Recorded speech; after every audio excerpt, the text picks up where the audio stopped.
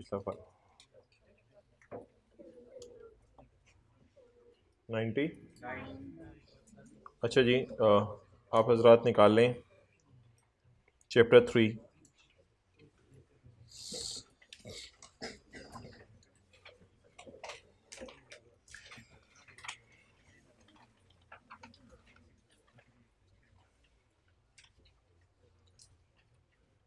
Page 24। मोहतरम, 3 चीज़ें हैं टैक्स सर्विसेज में, ज़रा तसल्ली से रिवीजन कीजिएगा। पहली चीज़ है टैक्स सर्विसेज में, टाइम पे आया करें, क्या तरीका है, जल्दी बैठें, अब पीछे वालों को नज़र नहीं आ। अच्छा, 3 चीज़ें हैं टैक्स सर्विसेज में। नंबर 1, एक है मुश्किल काम, एक है आसान काम। मुश्किल काम ये है कि आप किसी को टैक्स कैलकुलेट करके दें for preparation of accounting entries, कि उनकी वजह से वो अकाउंटिंग एंट्रीज करें। एक है आसान काम, आप किसी को रिटर्न बना के दे दें, उसमें किए हुए काम को आपको सिस्टम पे सिर्फ अपलोड करना होगा। और तीसरा काम है टैक्स सजेशंस। अच्छा, अब ख़तरा क्या है? प्रोवाइडिंग टैक्स सर्विसेज, नहीं साथ वाले की तरह से, providing tax services to audit client might create a self review और एडवोकेसी थ्रेट। ऑडिट क्लाइंट को टैक्स सर्विसेज देना क्या क्रिएट करते हैं? सेल्फ रिव्यू और एडवोकेसी थ्रेट। सेल्फ रिव्यू कैसे? सेल्फ रिव्यू ऐसे कि आप वर्किंग 1 करेंगे इनकम फ्रॉम बिजनेस की, जिसमें आप कैलकुलेट करेंगे टैक्स, और ये जो पेएबल टू गवर्नमेंट आएगा, तो जब आप ऑडिट शुरू करेंगे तो बैलेंस शीट में करंट लायबिलिटीज में जाकर टैक्स पेएबल की फिगर को आप चेक कर रहे होंगे। तो ये सेल्फ रिव्यू यानी अपनी ही कैलकुलेट की गई फिगर का अपना ही ऑडिट शुरू कर देंगे, और आप ऑडिट में ओपिनियन एक्सप्रेस करेंगे कि ये फिगर सही है। इसलिए कोड ऑफ एथिक्स आए हैं जो मना करते हैं फर्म्स को कि वो कुछ से टैक्स सर्विसेज ना दें, बिकॉज खतरा cannot be addressed by applying safeguards. अगली बात है जी खतरे का लेवल। यार ये टाइम होता है खाने का। अगली बात है खतरे का लेवल। खतरे का लेवल चेक करने के 4 तरीके हैं। वो 4 तरीके हमने पढ़े थे। काम क्या है, एम्प्लॉयज़ पीटीसीएल के काम जानते हैं नहीं जानते, एफबीआर का सिस्टम कैसा है, और एफबीआर का टैक्स मुश्किल है आसान है। यहाँ से आपको खतरे का लेवल पता चल जाएगा। अगली बात, अब हमने कहा नहीं, खुल खिला के बात करो कि तुमने हमें ये 2 काम करने देने हैं या नहीं करने देने। कहते हैं जहाँ तक टैक्स रिटर्न बनाने का ताल्लुक है ना, it does not create a threat. कहते हैं रिटर्न बना के देना मेरी नज़र में कोई खतरे वाली बात नहीं है, आप रिटर्न बना के दे दो। फिर आगे उसने लॉजिक्स दिए हैं, ये तो पुराना डाटा होता है, इसमें तो आप सिर्फ मशवरा दे रहे होते हैं, इसमें अगर एफबीआर वाले कोई नोटिस भेज दें आप उनका रिप्लाई कर रहे होते हैं, और आप उनको सजेशंस दे रहे होते हैं टैक्स कैसे कैलकुलेट करना है। तो ये तो कहते हैं आम सी बातें हैं, इनको करने दो, कोई मसला नहीं। तो टैक्स रिटर्न बना के दे देना, कहते मुझे इस पर एतराज़ नहीं है। हमने कहा चलो आगे चलो। फिर हमने कहा अगला सवाल आपसे ये है हमारा कि टैक्स कैलकुलेट करके दे दें जिससे जनरल एंट्रीज हों, यानी पूरी working 1, net accounting depreciation, less tax depreciation, पहले पुराने साल का लॉस माइनस करें, फिर पुराने साल की डेप्रिसिएशन माइनस करें, फिर हमारे साल की, ये सारी कैलकुलेशंस करके दे दें। उसने कहा इसमें ना एक जनरल बात कहते हैं, मैं करता हूं आपसे, कि आपके जितने भी ऑडिट क्लाइंट्स हैं ना, अगर आप भाई जरा बाहर चुप करवा दें। जी जी, तो पिछली भी रो खाली है ना, तो जो भी करना है करें जल्दी, ये वाली रो पूरी खाली है, जल्दी करें जो भी करना है। नहीं, वो रो कंजस्टेड हो रही है तो मुझे समझ नहीं आई। ये रो पूरी खाली, आगे आ जाएं, तीसरी रो। अच्छा,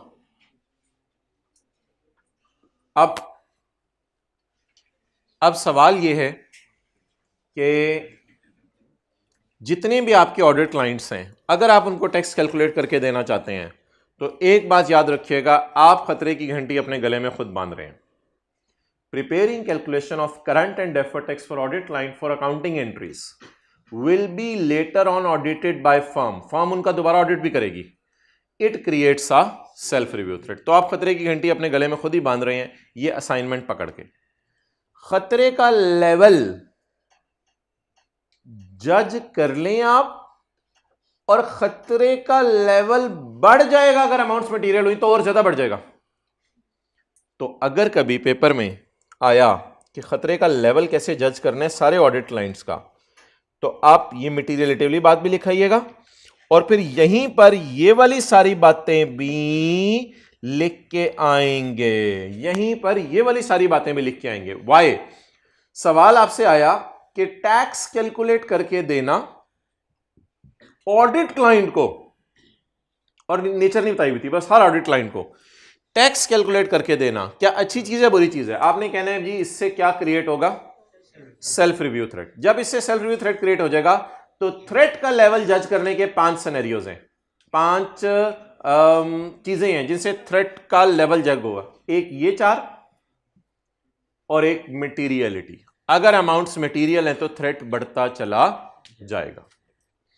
ओके, हमने कहा नहीं फिर भी खुल के बात करो, अब मैं करूं या ना करूं ये मुझे बता दो, बस करना है या नहीं करना। कहते हैं उसमें अगर तो आप ऐसी एंटिटी है जिसमें पब्लिक का इंटरेस्ट नहीं है, आम लोगों ने इसके शेयर्स खरीदे हुए हैं, सॉरी आम लोगों ने नहीं, कोई 2-3 लोगों ने शेयर खरीदे हुए हैं, पब्लिक का इंटरेस्ट उसमें नहीं है, वामुन नास का पैसा नहीं लगा हुआ, जैसे हमारा कॉलेज है या कोई और कॉलेज है या कोई हॉस्पिटल है छोटा मोटा। कहते हैं अगर ऐसा कोई है तो फिर कोई मसला नहीं, आप सेफगार्ड्स लगाओ और काम कर दो। पहला सेफगार्ड, अगर आपकी फर्म के 2 ग्रुप्स हैं, ग्रुप ए और ग्रुप बी, तो ग्रुप ए ऑडिट कर दे, ग्रुप बी टैक्स कैलकुलेट कर दे, using professionals who are not audit team members. जो ऑडिट टीम मेंबर्स नहीं थे उनको यूज करें। यूज किस में करें? हाईलाइट करें, उनको यूज करें टू परफॉर्म टैक्स सर्विस। जो ऑडिट वाले नहीं थे उनको किस में यूज कर लें? To perform tax service. देखिए इंग्लिश समझ आएगी तो याद करेंगे ना। तो उनको यूज करें to perform tax service. Option 1 ये है। एक और सेफगार्ड लगाएं। फर्ज करें ग्रुप ए ने ही ऑडिट किया और ग्रुप ए ने ही टैक्स की सर्विस परफॉर्म की, अब ग्रुप बी से रिव्यू करा लें, लेकिन एक और भी रिव्यू कराएं, वो इससे बेहतरीन रिव्यू है, वो किसी ऐसे बंदे से रिव्यू करा लें जिसने ना टैक्स कैलकुलेट करके दिया हो, जिसने ना टैक्स कैलकुलेट करके दिया हो, ना उसने ऑडिट किया हो, और ना उसने टैक्स कैलकुलेशन का रिव्यू किया हो। ये एक ऊपर का रिव्यू है, वो भी करवा लें, अपने दोस्त को किसी को बुला के करवा लें, हैविंग एन एप्रोप्रिएट रिव्यूअर। ना जिसने ऑडिट किए, ना जिसने टैक्स की सर्विस परफॉर्म की है, और ना जिसने टैक्स की सर्विस का रिव्यू की है। टैक्स सर्विस, ना जिसने टैक्स की सर्विस दी है, ना जिसने टैक्स की सर्विस का रिव्यू किया है। किसी चौथे बंदे को बुला लें, ये आके आपका जो है वो रिव्यू करके दे दे। ये सेफगार्ड्स हैं। अगर ये सेफगार्ड्स आप अप्लाई कर दें तो कहते हैं मेरे ख्याल से वो जो खतरा था उसकी घंटियां बजनी कम हो जाएंगी, और आप टैक्स कैलकुलेट करके दे दें पीटीसीएल को, अगर पीटीसीएल में पब्लिक का इंटरेस्ट नहीं है। लेकिन मेरे ख्याल से तो पीटीसीएल में पब्लिक का इंटरेस्ट है, फिर क्या करें?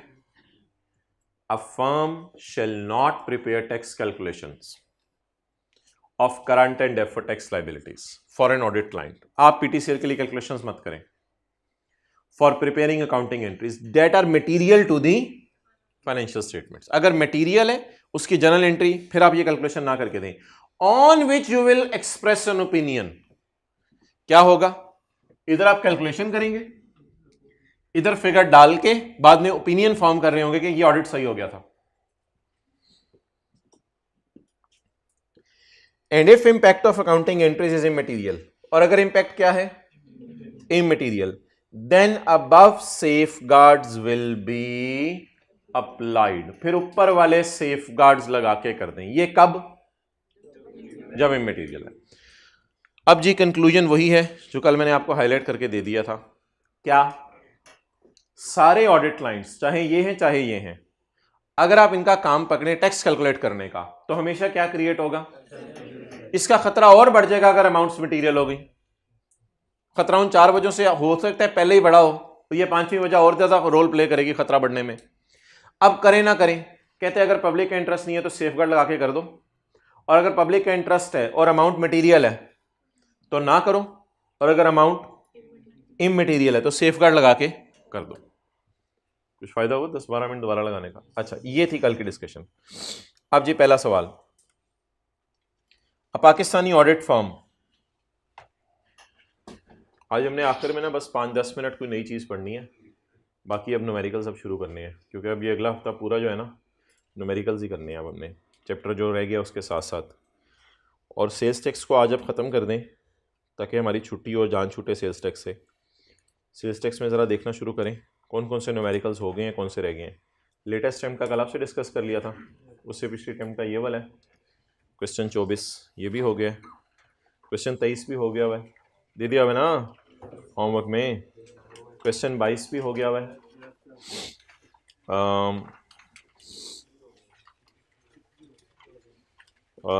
चलते रहें।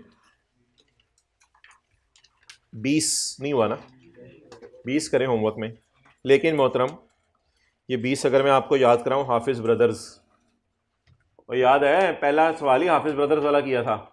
ये वही सारी एडजस्टमेंट्स हैं जो क्लास में आप, इसमें से मेरे ख्याल से 90% एडजस्टमेंट्स मैंने कराई हुई हैं। एक और बताता हूँ, डेबिट नोट कस्टमर को इशू किया है, free replacement of defective parts, purchase to AC, शायद आपको याद आ रहा हो, तक ही ब्लैक लिस्ट हो गया है। ये सारा आपको करवा चुका हूँ सवाल, लेकिन कहीं और डलवा के करवाया हुआ है। तो ये सवाल भी मेरी नज़र में 90% हो चुका है, लेकिन एक फुल फ्लेज आप दोबारा कर लीजिएगा। एक ये सवाल कर लें, 20वां हो गया। 19वां नहीं हुआ हुआ, 19वां भी रहने दिए। हेलोविन शेलोविन टूथब्रश ये भी कर लिया हुआ है, ये मैंने क्लास में करवाया हुआ है। एक्सपोर्ट सेल एग्जाम और ये सारा क्लास में करवाया हुआ है, तो इसको फिर किसी दिन देख लेंगे। इसके बाद 18वां भी हो गया है। नहीं फिर पर बस चलें ऐसा करें, फिर यही कर लें, बस 20वां कर लें अभी फिलहाल। 20वां और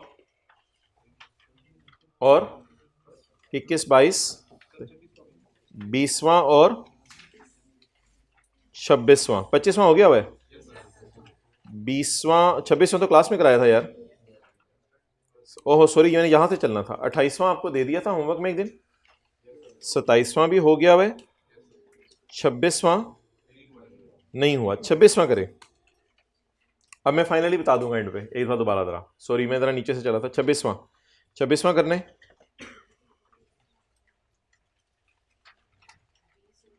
एक मिनट में बताऊंगा, नहीं ज़्यादा नहीं, दूसरे सब्जेक्ट्स भी हैं। 26वां और 20वां, बस 2 सवाल कर लें। 20 और 26, फिर हमारे 2017 से पुराने सवाल रह जाएंगे, उनमें भी देख लेंगे क्या मसले हैं, और ऑलमोस्ट उनकी एडजस्टमेंट्स भी हो ही चुकी हैं। लो जी, जब मर्जी आए। अच्छा कौन से 20 और 26, ये 7 वाले का ना मैसेज करके कल सुबह सुबह दोबारा याद करा दीजिएगा, क्योंकि तकरीबन 30-40% मजमा भूल जाता है। बेहतर है मत्थे पे लिख लें, जब भी शीशा देखें याद आ जाए। Page number 25। अच्छा जी, KPMG is faced with the following situation. Pakistani audit firm KPMG, ठीक है कोई मसला नहीं। ABC is an audit client, ABC की जगह मैं ज़रा कर रहा हूँ PTCL। PTCL is an audit client and has requested your firm, auditor मुझे कोई काम कह रहा है, टू प्रिपेयर तेरी खैर current and deferred tax working for the purpose of preparing accounting entries. मुझे तो ये वाला काम लग रहा है, ये वाला tax calculation for purpose of preparing. आसान वाला काम नहीं कह रहा, कौन सा वाला काम कह रहे? मुश्किल वाला।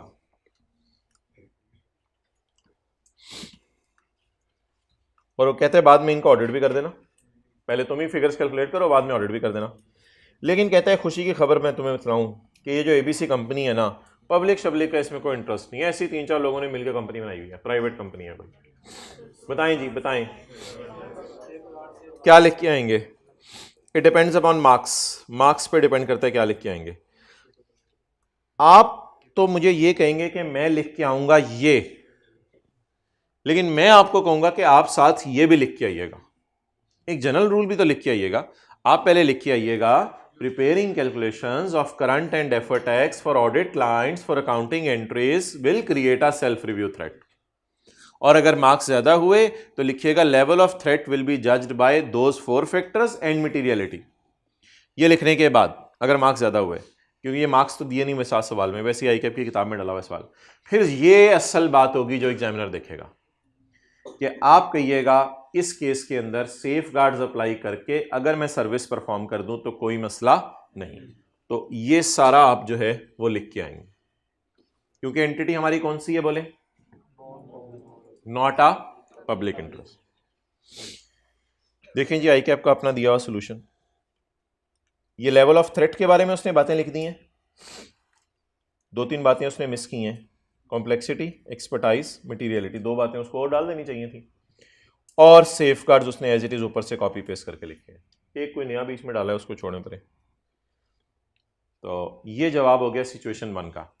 इसमें हमारी कंपनी कौन सी थी बोले, जिसमें पब्लिक, और कंपनी KPMG कहां से आ गई, कंपनी PTCL है, KPMG फर्म है, हमारी कंपनी कौन सी थी, नॉट अ पब्लिक इंटरेस्ट, जिसमें पब्लिक का इंटरेस्ट।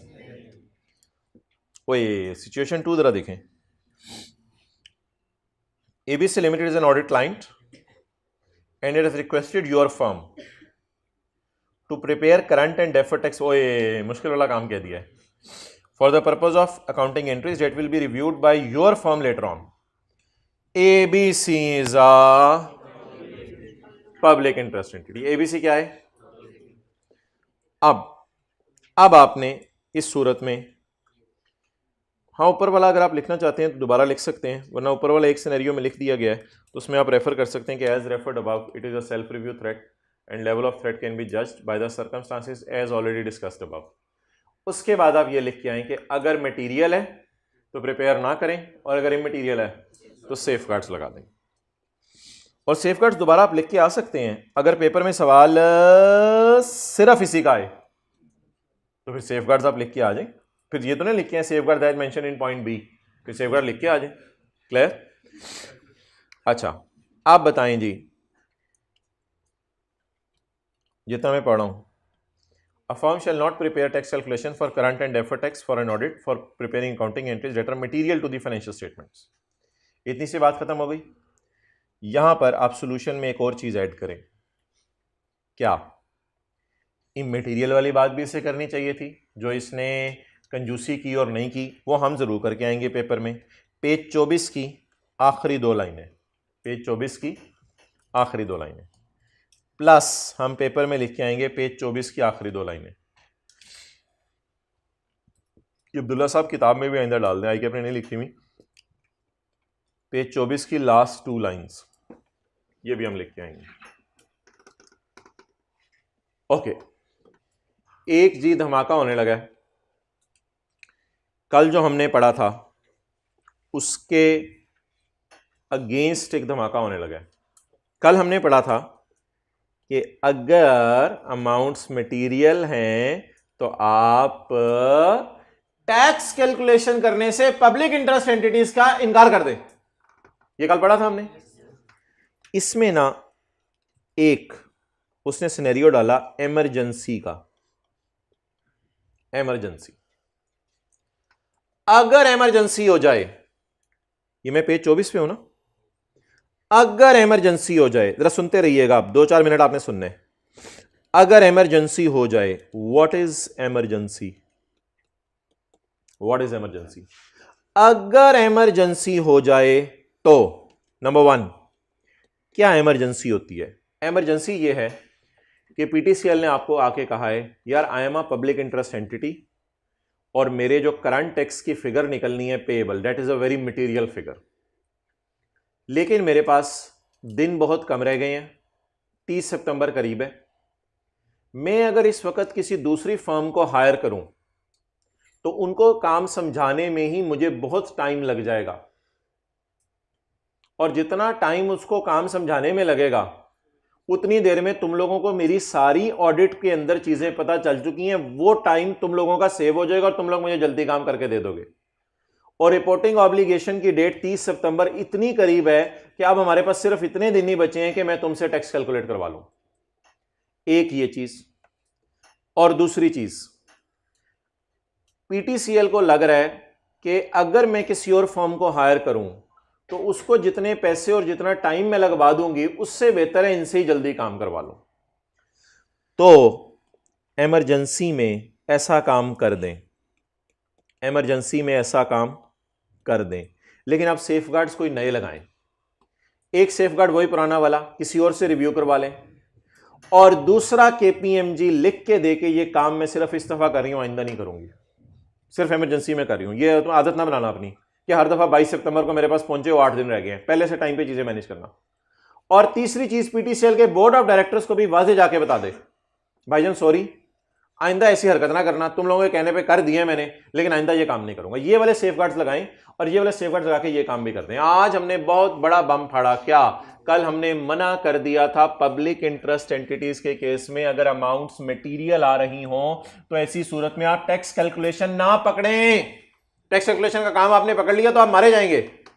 लेकिन आज अगर हमने कहा कि सिचुएशन क्या आ गई है, इमरजेंसी, इमरजेंसी की एक दो बातें। नंबर 1, या तो पीटीसीएल को यह महसूस हो रहा है कि आपके अलावा और किसी को काम आता नहीं, और किसी को काम देंगे तो पीटीसीएल का नुकसान हो जाएगा और पीटीसीएल का इतना टाइम लग जाएगा कि वो 30 सितंबर तक रिटर्न जमा नहीं करा सकेगी। तो ऐसी सूरत में आप पीटीसीएल को कैलकुलेशन करके दे दें, लेकिन उसे कहीं ये मैं थोड़े अरसे के लिए करके दे रहा हूं और बोर्ड ऑफ डायरेक्टर को वाजे जाके बता दें ये आइंदा काम मैं नहीं करके दूंगा। अगर ये सेफगार्ड्स लगा दें तो ये काम भी करने में कोई हरज नहीं है। पहले मुझे पढ़ा लेने दें, फिर मैं नीचे दोनों चीजें लिख देता हूं आपको। तसल्ली से 1 से 2 मिनट दीजिएगा। वी आर वेरी अनलकी कि ये आप बातें आपको याद करनी पड़ेंगी। ये किताब में नहीं दी हुई, किताब में नहीं दी हुई, आई के अपने अपने सोल्यूशन में डालनी है। पढ़ें जी। इन इमरजेंसी और unusual situation, when it is impractical, जहां पॉसिबल नहीं है, फॉर पीटीसीएल, जहां पीटीसीएल के पॉसिबल नहीं है टू मेक अदर अरेंजमेंट्स। पीडब्ल्यूसी वाले भी इतनी जल्दी काम नहीं करके दे रहे, बीडीओ की फर्म है वो भी इतनी जल्दी काम करके नहीं दे रही, रियाज अहमद की फर्म है वो भी इतनी जल्दी काम करके नहीं दे रही, वेयर हमारे लिए इम्पॉसिबल है अदर अरेंजमेंट करना। We may provide a tax service, we may provide a tax service. Clear? घर के अंदर आपकी शादी आ गई है, आपने कहा बाहर से किसी औरत को बुलाते हैं काम करने के लिए, घर की सफाई करेगी, तो अम्मी ने कहा वो ऐसा करो पुरानी औरत मंगवा लो, तो आपने कहा वो जो पुराने घर में काम करती थी अम्मी उसने चोरी की थी। अम्मी ने कहा इस वक्त बात यहाँ पे पहुंची है कि बाहर से कोई और आएगा वो ज्यादा चोरी करके चला जाएगा, तो बेहतर है उसी औरत को बुला लो, उसी पे गुजारा चला लो, बाकी उसके ऊपर नजर रख लेंगे। इन इमरजेंसी सिचुएशन ये हो रहा है, इन इमरजेंसी, क्योंकि 2 दिन है आगे फिर शादी है। तो this may be the case, ऐसा क्यों करना पड़ा है? This may be the case when only the PTCL has resources and knowledge, क्योंकि नॉलेज आपका sorry KPMG, then KPMG has the resource and knowledge of PTCL business. Knowledge किसके पास है जी? केपीएमजी के पास, पीटीसीएल के बिजनेस का, to assist client in timely preparation. अगली चीज, इमरजेंसी क्या होती है? स्टॉपिंग केपीएमजी, अगर केपीएमजी को रोक दिया from providing service will result in significant difficulties for PTCL. फिर पीटीसीएल के लिए बड़े बड़े मसले खड़े हो जाने। For example, failure to meet regulatory reporting. Regulatory reporting कब तक करनी होती है? 30 सितंबर तक करनी होती है ना, तो फिर बेचारा 30 सितंबर तक अपनी रिटर्न ही जमा नहीं करा सकेगा। तो बताएं what is emergency. Number 1, knowledge किसके पास है? सारा केपीएमजी के पास। और दूसरी बात, डिफिकल्टी बेचारी किसको आ जानी है? पीटीसीएल को। ये हो गया जी व्हाट इज इमरजेंसी। नॉलेज किसके पास है और डिफिकल्टी किसको आ जानी है? एक ही बात होगी। अब आप सेफगार्ड लगाएं, सेफगार्ड लगाएं। सेफगार्ड 1, किसी और से काम रिव्यू करवा लें, वो तो कल वाला सेफगार्ड। दूसरा सेफगार्ड, जल्दी जल्दी बताएं, पढ़ें, उधर लफ्ज लिखा हुआ है, शॉर्ट टाइम के लिए, शॉर्ट टाइम के लिए काम करें, आदत मत बनाएं। और तीसरा, बोर्ड ऑफ डायरेक्टर्स जो पीटीसीएल के हैं उनको जाके बता देंगे मोहतरम हम ये काम करने लगे। आप लोग करते हैं ना ऐसा, जब कोई लाइन पढ़े तो उसकी ऐसे डायग्राम में शायग्राम में बना के जरा जहन के लिए कर लेते हैं ना, आए करें जरा। ये तो आप लोग खुद ही कर रहे हैं सारा माशाल्लाह। सर ऐसे ऐसे हिला रहे हैं या ऐसे ऐसे हिला रहे हैं? अच्छा तू भी आया हुआ है? आप भूल गए मुझे। तो अपनी जगह पे बैठा करना।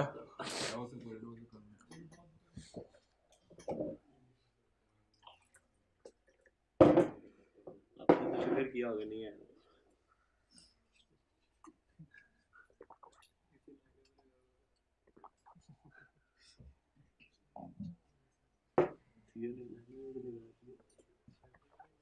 ओके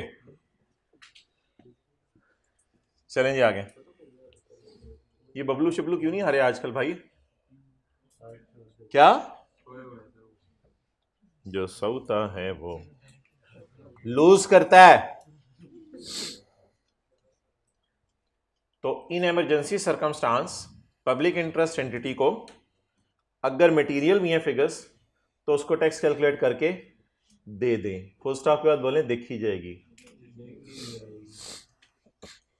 अच्छा कितने लोगों ने कल अपने फ्यूचर के साथ खेला है? हाथ खड़ा करके बताएं जी। ये तो किसी किताब में नहीं लिखा। क्या इमरजेंसी इमरजेंसी लिख रहे थे अभी आप लोग?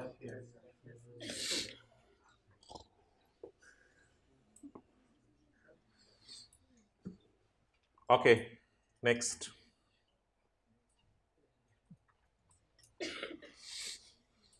आगे जी सेफगार्ड्स बताएं बबलूस। Those who provide service are not members of audit team.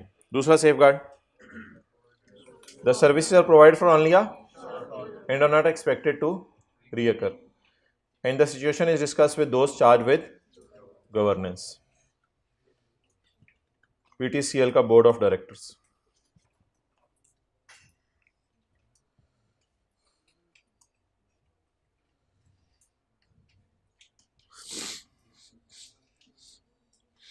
Okay जी आगे चलें। एग्जाम्पल 2 जी बिल्कुल एक डिफरेंट एग्जाम्पल करते हैं जिसका कल वाले से कोई ताल्लुक नहीं है। ये चैप्टर आप मुझे बताएं किन किन लोगों पे लगता है?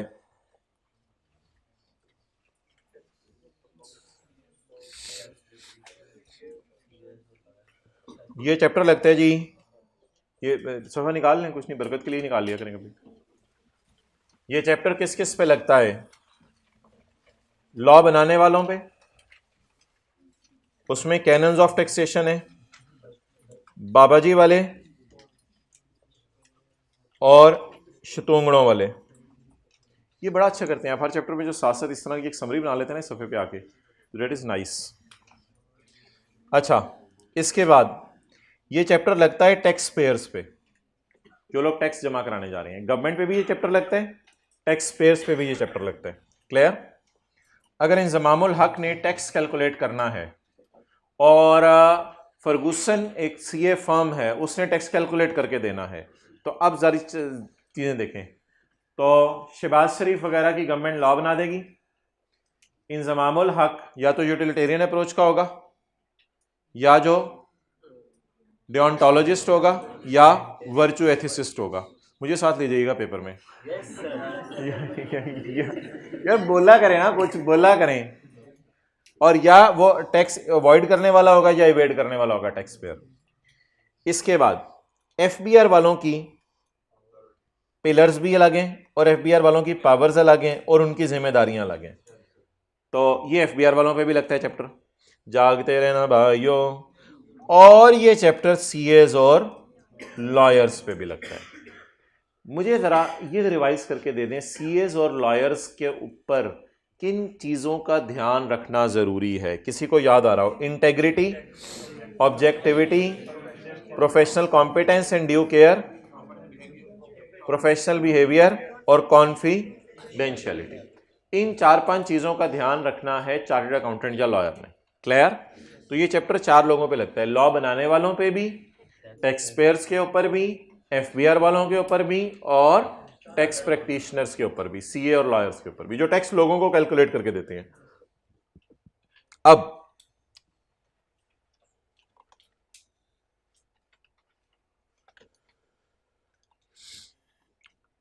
हम ज़ियारत करेंगे जाके कायदे आज़म की मज़ार की। नहीं,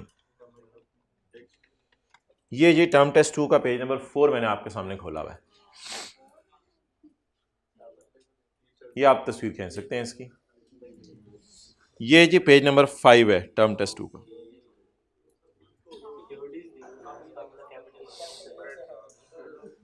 ठीक है जी।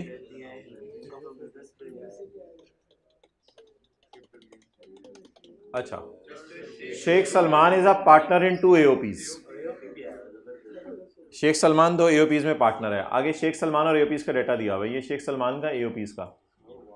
इसके बाद कोई सेल्स टैक्स का न्यूमेरिकल है।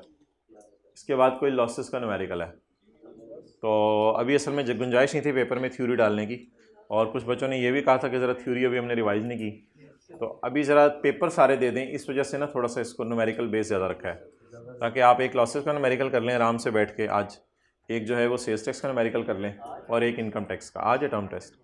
तो भाईजान को ज़रा, तो सेल्स टैक्स और लॉसेस का तो हो जाएगा ना बिना तैयारी किए कुछ भी। और बिजनेस में का एक न्यूमेरिकल आज कर लेते हैं। आज इंशाल्लाह आधा घंटा लगा के ना एक बिजनेस का न्यूमेरिकल कर लेते हैं। तो यहाँ से उम्मीद है फिर तीनों चीज़ें आपकी जो है वो कवर अप हो जाएंगी और अच्छे नताइज आएंगे।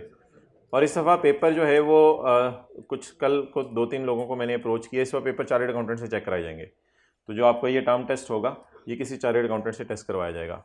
ये चार्टर्ड अकाउंटेंट, ये नीम चार्टर्ड अकाउंटेंट, तो ये सबका पेपर। तो ये इंशाल्लाह जो है ना अब आपने अच्छे तरीके से पेपर देने हैं, ताकि जो गलतियां हैं ना वो भी आपको पता चलें। और मॉक तो भी इन्हीं लोगों से चेक करवाए जाएंगे। अब ये टीए भाई अभी चेक नहीं करेंगे, ऑनलाइन वालों को भी बता रहा हूँ, फिजिकल वालों को भी बता रहा हूँ। तो ये वाला टर्म टेस्ट भी दिल से दे दें और अगला मॉक भी दिल से दे दीजिएगा। बॉल पॉइंट भी साथ लीजिएगा दिल के।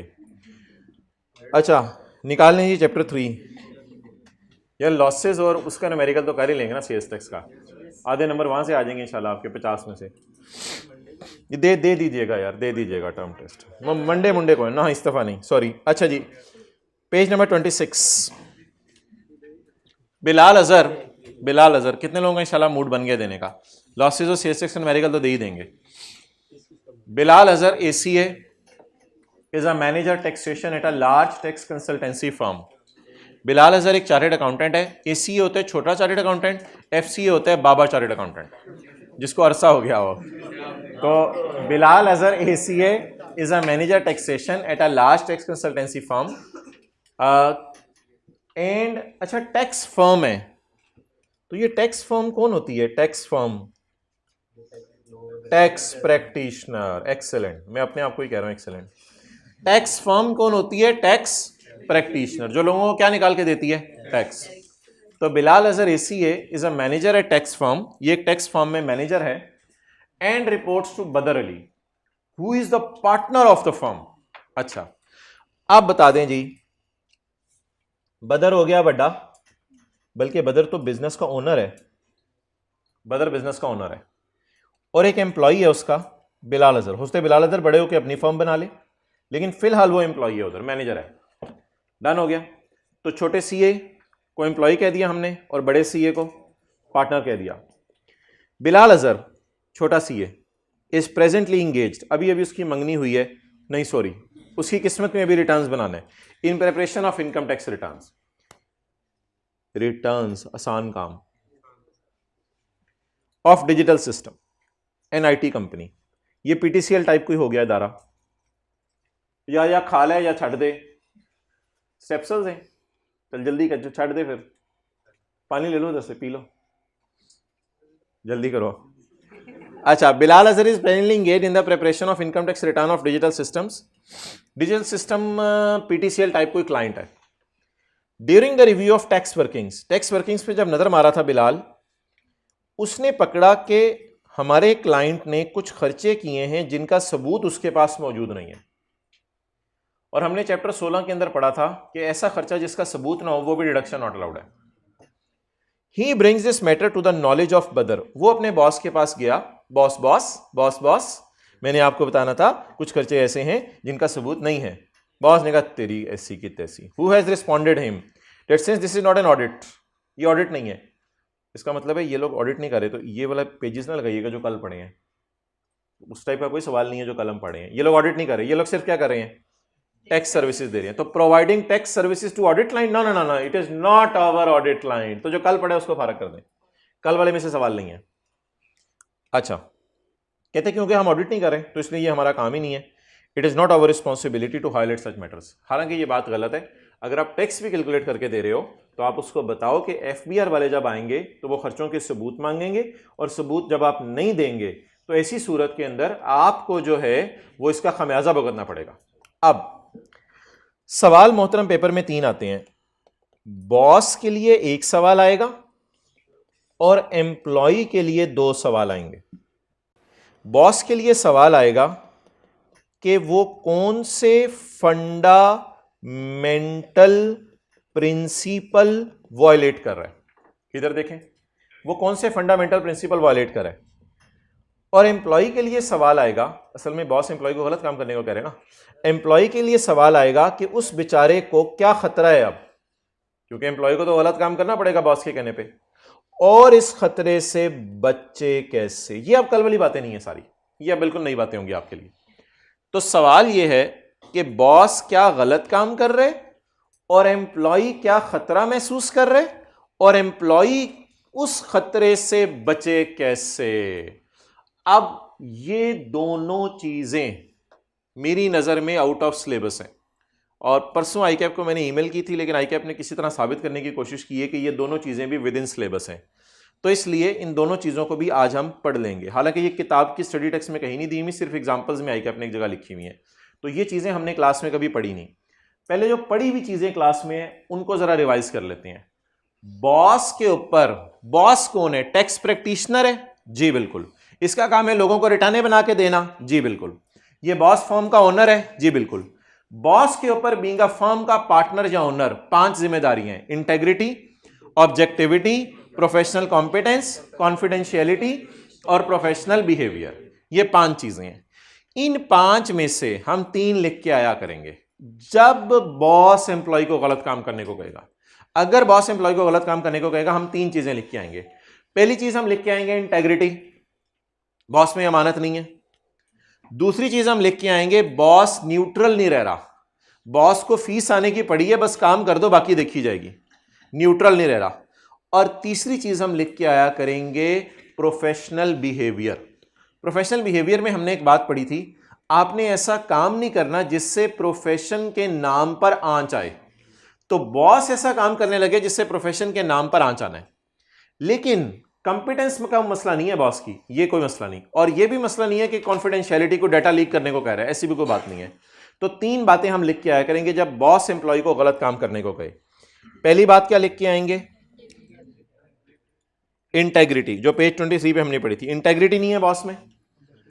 दूसरी बात लिख के आएंगे बॉस में न्यूट्रल नहीं रह रहा। और तीसरी बात लिख के आएंगे boss should follow the laws. ये इतनी इंपॉर्टेंट बात नहीं, अगली यहां ज्यादा इंपॉर्टेंट है।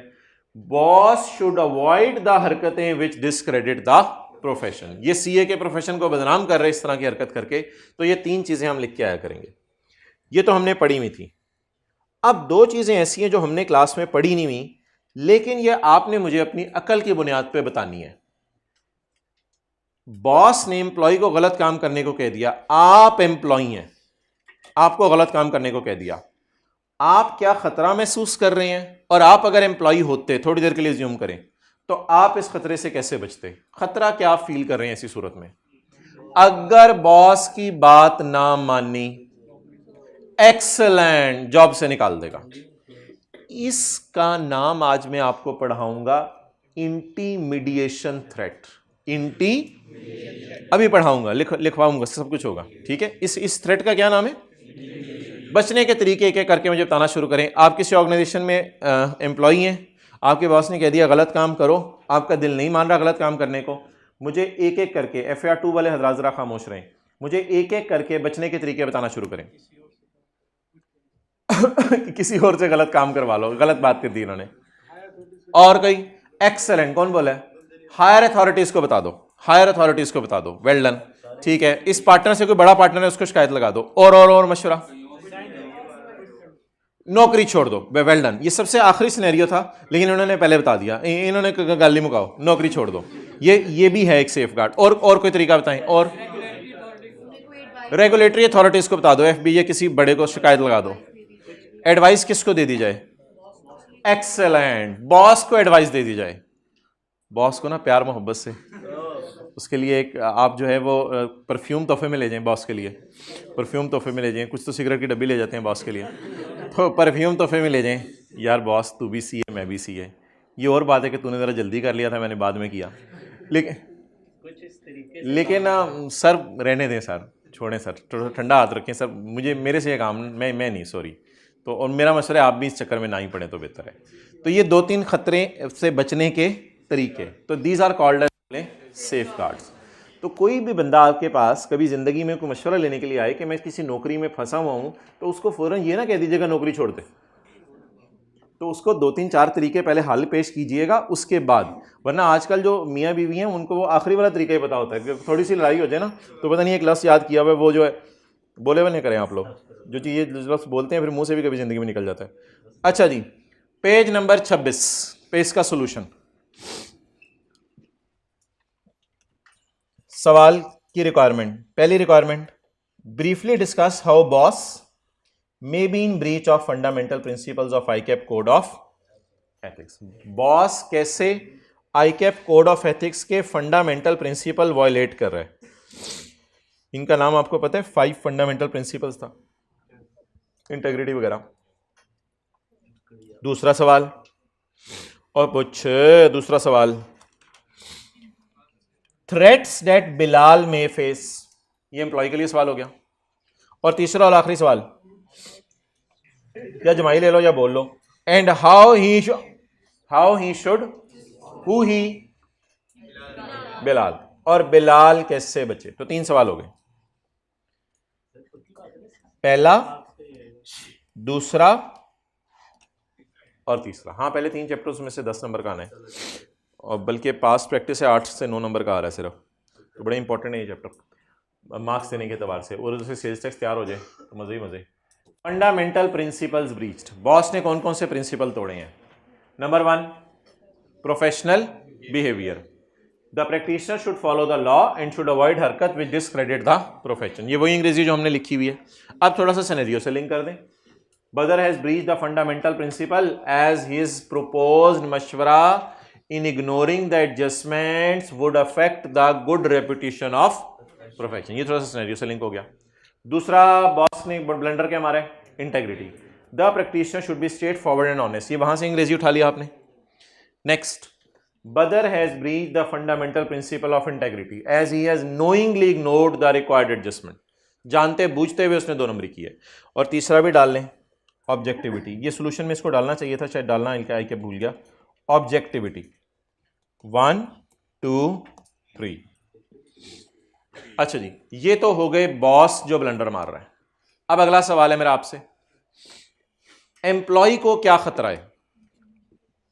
कल 2 थ्रेट पढ़े थे, सेल्फ रिव्यू और एडवोकेसी। आज एक नया थ्रेट, इसका नाम, अब ये चीज मैं कह रहा हूं आपको याद करनी पड़ेगी क्योंकि ये चीज किताब में कहीं नहीं लिखी हुई, इंटिमिडिएशन थ्रेट, लेकिन वो आप लोगों ने खुद ही मुझे बता दिया है। कई दफा ना बंदा अगले के खौफ में या इज्जत में काम कर जाता है। सर आसिफ आपको कहीं, यार वो जो मोटरसाइकिल जा रहे हैं ना उसको जरा पकड़ के लाओ, अब आपने ना आओ देखा ना ताओ देखा ना, सर आसिफ से पूछा कि चक्कर क्या हुआ है, ना मोटरसाइकिल वाले से पूछा, उसको पकड़ के खींच के सर आसिफ के कमरे में ले आए। अब सर उमैर से अंदर आगे कहा, भाईजान यार तू पूछ तो लेता कौन सही है कौन गलत है, तो नहीं सर आसिफ ने कह दिया था, ये तो कोई बात नहीं ना फिर। तो इसलिए ये बात गलत है कि बॉस ने कह दिया तो करना ही करना है, तो गलत काम अगर करने को कह रहे तो भाई फिर तो हम नहीं करेंगे। तो बिलाल में फेस इंटिमिडेशन का मतलब लिखें खौफ, intimidation threat from Badar, as refusal to obey the instruction may risk his job. Safeguards बता दें ये बिलाल कैसे बचे।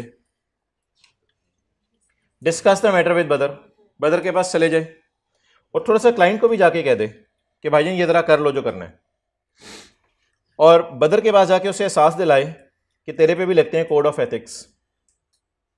Next, consider informing appropriate authority like a senior partner, बदर के सीनियर पार्टनर के पास चले जाएं, होते उसी फॉर्म में कोई बड़ा पार्टनर भी हो, बदर का बाप भी कोई हो। और एक काम तो जरूर करें, आप इनकार कर दें मैं ये काम नहीं कर सकता, आप खुद इनकार कर दें, सॉरी मैं ये काम नहीं कर सकता। अगला काम, अपने लॉयर को फोन करें, लॉयर ये फटाफटा हो गया, बॉस के खिलाफ मैंने केस करना है, तू तैयार है।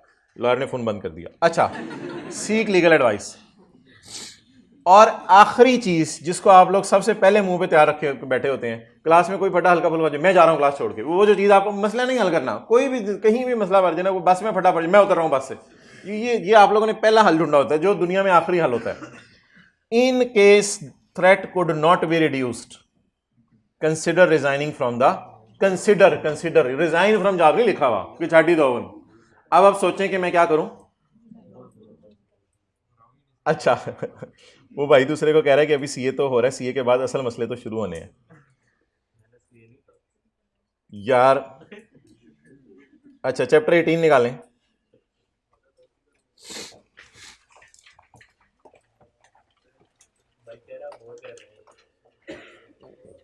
इस तरह की अगर बात हो ना सबके सामने ना किया करो, सारे होने लग जाते हैं। महफिल के आदाब की क्लास अलग होनी चाहिए। क्वेश्चन 18 मार्च में आइएगा फिर पेपर देके। क्वेश्चन 18 कमर पे हाथ रख लें, कमर पे हाथ रख लें। Kamar is engage in the business of trading of बिजली की मोटरें। ये पेज ये नहीं मिलेगा, पेज 382 कभी भी नहीं मिलेगा बुक में। His accountant has prepared the following tax computation। ओ तेरी खैर, उसने कल सेल्स टैक्स की कंप्यूटेशन करके दे दी थी, आज के सवाल में उसने इनकम टैक्स कंप्यूट करके दे दिया, टैक्स लाइबिलिटी भी गवर्नमेंट की निकाल के दे दी, उसने खुद ही सवाल सॉल्व करके दे दिया। सवाल की requirement compute the revise taxable income of Qamar. Revise taxable income सही वाली आप निकाल के दें हमें। और एक और सवाल की रिक्वायरमेंट है briefly comment on the treatment of above items. ऊपर वाले आइटम्स जो खर्चे नजर आ रहे हैं उन पे कमेंट भी देने आपने। अब ये अंग्रेजी भी लिखनी पड़ेगी। और डब्बे के नीचे कमर इज नॉट सेटिस्फाइड, कमर मुतमिन नहीं है with the return prepared by his accountant and has requested you. और आपका लेवल देख के उसने आपसे रिक्वेस्ट की है कि इसको जरा नजर मारो कि मेरे अकाउंटेंट ने क्या क्या बोंगियां मारी हैं। ब्रश पेंट एक दिन हमने क्लास में किए थे, अल्लाह करे हमें मिल जाएं। ये कितना कुछ खोला होता है टीचर ने घर में, 2-4 घंटे तो ऐसे लग जाते हैं घर में, पता ही नहीं चलता। तो अब आप अच्छा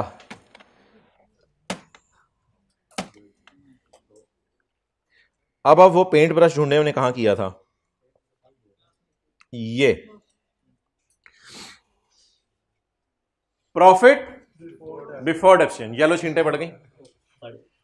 सबसे पहले माइनस करें पुराना लॉस, कौन सा, बिफोर डेप्रिसिएशन। इसके बाद माइनस करें पुरानी, इसके बाद माइनस करें हमारी डेप्रिसिएशन। तरतीब बताएं जी। सबसे पहले ऊपर क्या रखें, प्रॉफिट, कौन सा वाला, हमारे साल का। फिर माइनस करें पुराना लॉस, फिर माइनस करें पुरानी, फिर माइनस करें हमारी डेप्रिसिएशन। ये तरतीब है जी लॉसेस के न्यूमेरिकल की। क्योंकि ये वाला 6 साल में क्या हो जाता है, डेड, और ये कैरी फॉरवर्ड करने की इजाजत है इन्फिनिटी तक। डन। ओके आगे पढ़ना शुरू करें जी, सवाल पढ़ते हैं।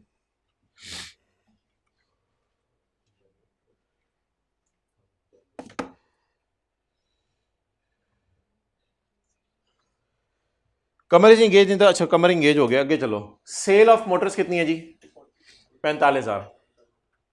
अच्छा एक चीज मुझे बताएं कि एक मैंने आपको न्यूमेरिकली कराई थी जिसमें आपको मैंने ये बताया था कि छोटा सा कॉन्सेप्ट आपको रिवाइज कराया था कि सेल है 100 रुपया, खर्चे हैं 30 रुपये, प्रॉफिट है 70। खर्चों में फ़ाइन पड़ा हुआ है 2 रुपये का। तो मैंने आपको कहा था कि अगर सेल से चल रहे हैं तो टोटल खर्चे पकड़ें 30 रुपये के, और नॉट अलाउड तो क्या आ जाएंगे, अलाउड। तो एक कॉन्सेप्ट आपको याद होगा, मैंने बताया था सेल से चलते हुए अलाउड खर्चे माइनस कर दें। बोले अपने मुंह से, सेल से चलते हुए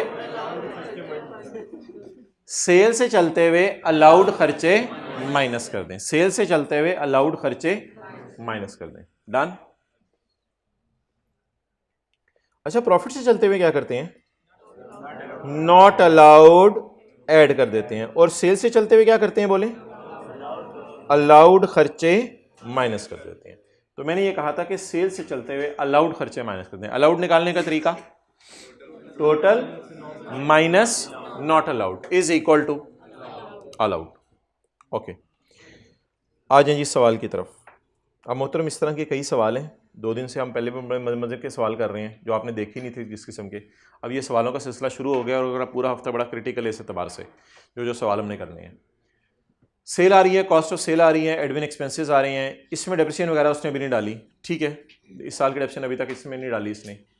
ये इनकम आ गई बिफोर डेप्रिसिएशन, यस ये ऐसी इनकम जिसमें से डेप्रिसिएशन माइनस नहीं हुई हुई ऊपर, क्योंकि डेप्रिसिएशन इसने डाली नहीं इसमें खर्चों में। Tax depreciation for the year, tax depreciation वो डेप्रिसिएशन जो कि हमने सबसे एंड पे माइनस करनी थी, इस शहजादे ने सबसे पहले माइनस कर दी, हालांकि ये तो इन्फिनिटी तक कैरी फॉरवर्ड होनी थी। आप बता दें प्रायोरिटी में इसका नंबर क्या है, तीसरा, सबसे लास्ट पे माइनस करनी थी, लेकिन हमारे शहजादे ने सबसे पहले पुरानी नहीं, पुरानी दूर की बात, हमारी डब से सबसे पहले माइनस कर दी।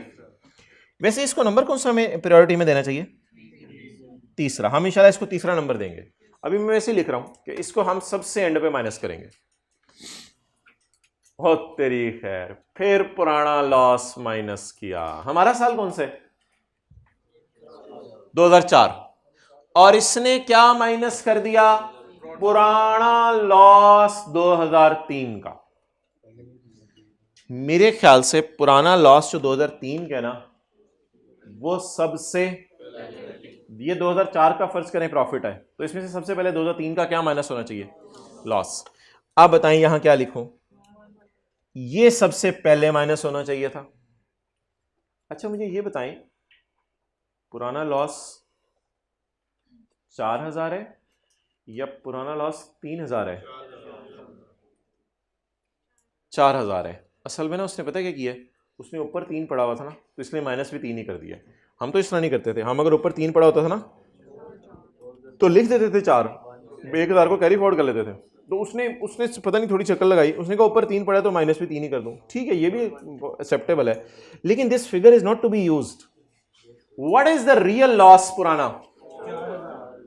आप बता दें जो 2 उसने मसले किए। नंबर 1, उसने पहले ये वाली फिगर माइनस की 75 टाइप कोई चीज, बाद में उसने 20 टाइप चीज को माइनस की। पुरानी डेप्रिसिएशन के बारे में अभी तक उसने हमें कुछ नहीं बताया। आगे चलें, ये 2 मसले आपने पकड़ लिए कि कमर क्यों सेटिस्फाइड नहीं है। Following expenses are included in cost of sale and admin.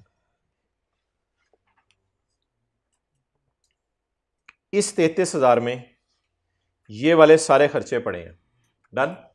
इस 33,000 में ये वाले सारे खर्चे, लेकिन इनका टोटल 33,000 इसलिए नहीं है कि 33,000 में और भी खर्चे पड़े होंगे इनके अलावा भी कोई। अब वो सेक्शन 21 आपको आता है, बताना शुरू कर दें कौन से खर्चे अलाउड है और नॉट अलाउड।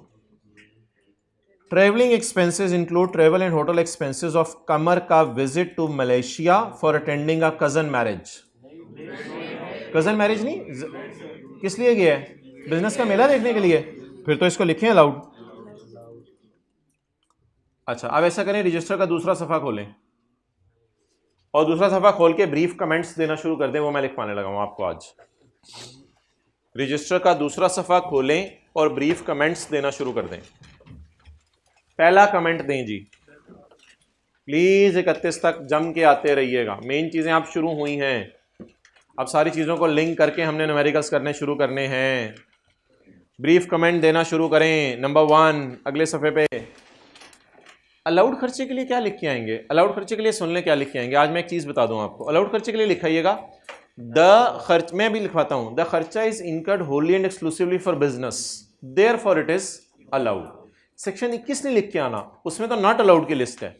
मेरे ख्याल से ये जो मैंने फिक्रा बोले ना सेक्शन 20 में लिखा हुआ था द अलाउड खर्चे, तो इसलिए फिक्रा लिखें इसके लिए, the travelling expense is Holi and exclusively for business therefore it is allowed as an expense. Traveling expense is wholly and exclusively for business, therefore it is allowed as an expense. Next, आगे चलें जी। यार बिजली का bill कमर के घर का है, not allowed है। चलें लिखें, सेक्शन 21 के अंदर एक हाँ जी, पिछली लाइन पूरी नहीं हुई थी। Travelling expense Holi and exclusively incurred for business therefore it is allowed. Electricity के बारे में लिखें, सेक्शन 21 में लफ्ज़ लिखा था पर्सनल एक्सपेंडिचर का, तो लिखें electricity bill of residence is a personal expenditure. Electricity bill, अब अगला लिखो ना, पिछला छोड़ो। Electricity bill of residence is a personal expenditure, so it is not allowed. Next, भैया जुर्माना पे किया किसी डिस्ट्रीब्यूटर को क्योंकि उसने सामान लेट सप्लाई किया था। यार मैंने देख लिया, बैठे रहो, मुझे एंड पे याद कराना, या आ जाना 45 पे। जुर्माना पे किया डिस्ट्रीब्यूटर को for delayed supplies. Delayed supplies के लिए जुर्माना पे किया डिस्ट्रीब्यूटर को, क्या करें जी? अलाउड कर दें इसको, क्योंकि ये गवर्नमेंट को पे नहीं किया। तो लिखें this fine is not paid for the violation of law और rule. This fine is not paid for the violation of law और रूल।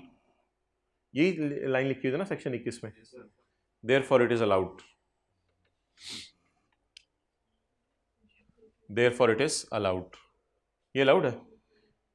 ये गवर्नमेंट को पे किया या डिस्ट्रीब्यूटर को? आगे चलें।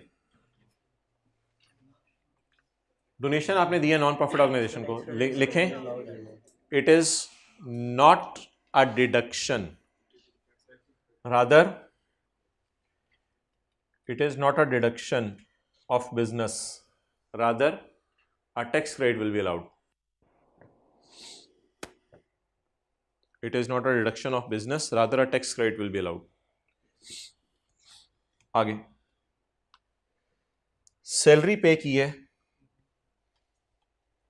छोड़े ना यार, आप खुद भी कुछ कर लीजिएगा, चलें आगे। सैलरी पे की है, समझने पे फोकस करें ज़्यादा। सैलरी पे की है बारी को, जो कि कमर का भाई है, उसकी सैलरी पे टैक्स कटा था, तो लिखें as the tax is deducted on salary so it is allowed. Cash में, चेक में नहीं लिखा हो तो चेक में ही होगी, उसने क्यों कैश में करनी है। तो as a salary is paid in, as a salary is paid after deduction of tax so it is allowed. इसलिए ये माइनस करने की इजाजत है।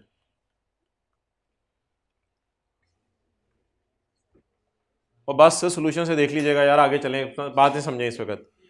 Fine is paid to ministry of environment. Ministry of environment को फाइन पे किया है क्योंकि हुकूमत का बनाया हुआ कोई कानून तोड़ा है। लिखें it is a fine paid for the violation of law, rule और regulation. It is a fine paid for the violation of law, rule और regulation, that's why not allowed. इसलिए माइनस करने की इजाजत नहीं है। ओए इधर पड़ी हुई है, अल्लाह शीद यार गिर ब्रॉडफोर्ड एप्सन इधर पड़ी हुई है, देखें तो brought forward depreciation from previous year, पिछले साल की डेप्रिसिएशन इधर पड़ी हुई है, वो जो हम परेशान हो रहे। चीते को देखें, ये 500 इस 33,000 में डाल के सबसे पहले माइनस किया हुआ इसने, यानी सबसे पहले उसने 33,000 में चुप करके एकदम नमक छिड़क दिया, पता ही नहीं चला किसी को सालन में, उसने चुप करके जो है वो 33,000 में 500 डाल दिया। ये पुराने साल की डेप्रिसिएशन है। क्या ये कॉस्ट ऑफ सेल में पड़ी होनी चाहिए या कहीं और माइनस होगी? कहीं और माइनस होगी, जैसे टैक्स क्रेडिट कहीं और माइनस होना था, तो ये तो इसकी जगह नहीं है। अनएब्जॉर्ब्ड इसलिए कि पिछले साल प्रॉफिट्स इतने नहीं होंगे कि ये अब्जॉर्ब हो चुकी हो। तो ये ब्रॉड फॉरवर्ड डेप्रिसिएशन है प्रीवियस, प्रीवियस का मतलब है 2003। ये 2003 की ब्रॉड फॉरवर्ड डेप्रिसिएशन है। कितनी जी? 500। लिखें the depreciation deduction shall be adjusted at last. इसको एंड पे माइनस करेंगे। मैं तो लॉ की प्रोविजन लिखवा रहा हूं यार आपको, ऐसे ना मुझे देखा करें, मैं आपको लॉ की प्रोविजन लिखवा रहा हूं।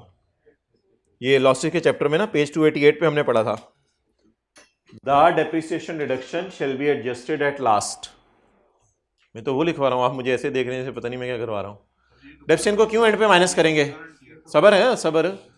जो भी डेप्रिसिएशन है, चाहे ब्रॉड फॉरवर्ड है चाहे हमारे साल की है, उससे कोई फर्क नहीं पड़ता। सारी डेप्रिसिएशन को क्यों एंड पे माइनस करना है?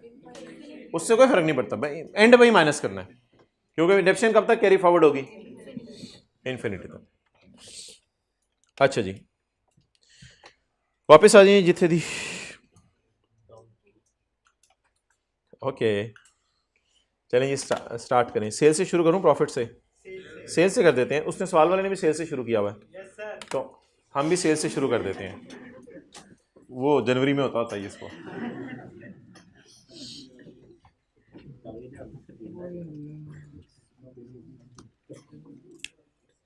वर्किंग वन, अब पहले सफ़े पे आ जाएं। पहले सफ़े पे 6 लाइनें छोड़ दें फेस के लिए और 7वीं लाइन से वर्किंग वन करना शुरू करें। Income from business, sale sale sale sale sale 45,000। अब आपके बड़े इंपॉर्टेंट दिन शुरू हो गए हैं। 31 जनवरी तक जम के आने, जम के फ्रीज होके 45,000 less cost of sale and खर्चे, कॉस्ट ऑफ सेल एंड खर्चे, total minus not allowed is equal to allowed. Total खर्चे बताएं जी। टोटल 33,000।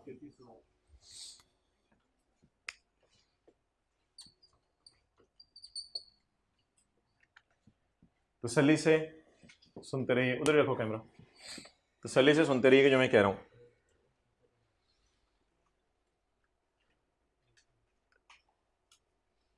इधर ले आओ।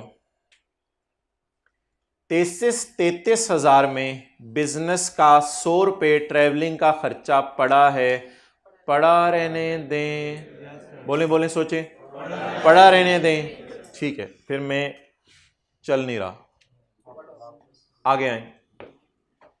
33,000 में घर का बिजली का बिल पड़ा है। ये जाली खर्चा है, जेन्युइन पड़ा है, पड़ा है, पड़ा है ना, तो इसको निकाल दें। और ये नॉट अलाउड है ना, अभी तो मैंने कहा नॉट अलाउड को निकाल देना आपने। तो अलाउड टोटल खर्चों में से नॉट अलाउड निकाल दें ताकि अलाउड इधर आ जाए। कितने? 150। आगे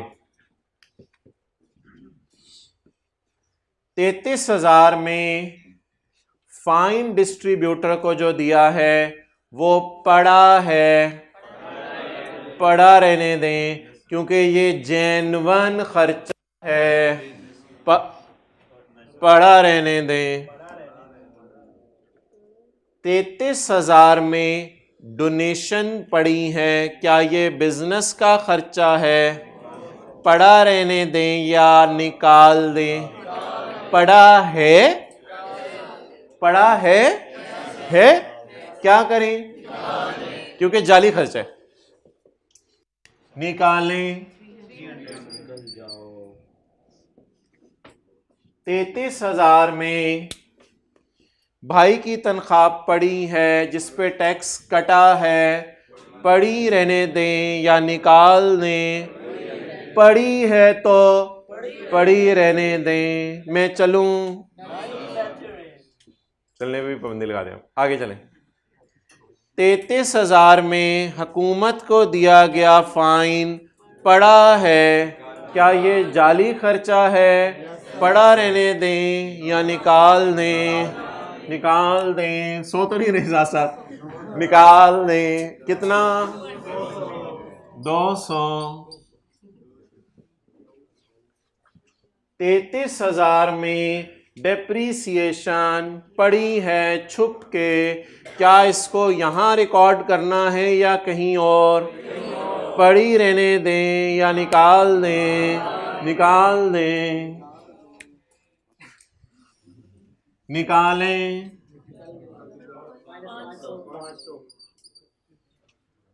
अब बता दें जेन्युइन कॉस्ट ऑफ सेल। 31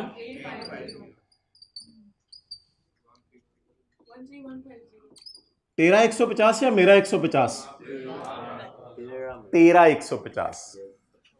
चले, हम भी 13 मेरा होगा।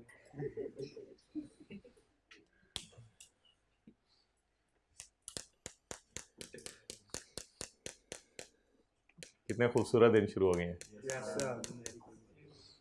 Okay, next. यहां पर खड़े होकर मैं आपको तंग करने लगा हूं, यहीं पे खड़े खड़े तंग करूंगा, मुझे आप तक आने की जरूरत नहीं पड़ेगी। मैं प्रॉफिट से चल के ट्राई करने लगा हूं। ओ ये तो दूसरी क्लास में चला था, 13,150 पे ही पहुंचा, सॉरी। मैं कोशिश करता हूं प्रॉफिट से चलकर, मेरा प्रॉफिट, तेरा प्रॉफिट 12,000। मैं प्रॉफिट से चल के ट्राई करने लगा हूं रफ वर्किंग में, क्योंकि मेन वर्किंग में तो मैं कहां से चलाऊं, से। मैं प्रॉफिट से चल के देखने लगा हूं कि मैं वहीं पहुंचता हूं या कहीं और पहुंच जाता हूं। प्रॉफिट से चलते हुए नॉट अलाउड फाइन टाइप चीजें ऐड कर दें। प्रॉफिट तक पहुंचते हुए 100 रुपया माइनस हो चुका है, इसके बिजनेस का जेन्युइन खर्चा उल्टाने की जरूरत ना है। प्रॉफिट तक पहुंचते हुए 150 रुपया माइनस हो चुका है, घर का खर्चा उल्टा दें। प्रॉफिट तक पहुंचते हुए 200 रुपया माइनस हो चुका है, इसके भाई की तनख्वाह, यही है ना, अच्छा डैमेजेस है ना, बोले। प्रॉफिट तक पहुंचते हुए 200 रुपये डैमेजेस माइनस हो चुके हैं, ये बिजनेस का जेन्युइन खर्चा है, माइनस हो चुका है तो हुआ रहने दें। प्रॉफिट से चलते हुए, प्रॉफिट तक पहुंचते हुए 300 रुपये भाई की 300 क्या है, डोनेशन माइनस हो चुकी है, क्या कर दें। आपको याद है बिजनेस के न्यूमेरिकल्स में फाइन, डोनेशन, एड बैक होती थी। प्रॉफिट तक पहुंचते हुए कमर के भाई की तनख्वाह माइनस हो गई है 720, अच्छा किया, हो गई माइनस, अब याद आना शुरू है। प्रॉफिट तक पहुंचते हुए फाइन माइनस हो चुका है, नहीं होना चाहिए था। डेप्रीसिएशन भी यहां माइनस नहीं होनी चाहिए थी, उल्टा दें। नॉट अलाउड को ऐड किए मैंने, कोई नया काम नहीं किया। सुभान अल्लाह, ऐड किया मैंने नॉट अलाउड को। इसी को बाबा जी रशीद ने कहा जाता, आज जाके खोती बोर्ड चल ले।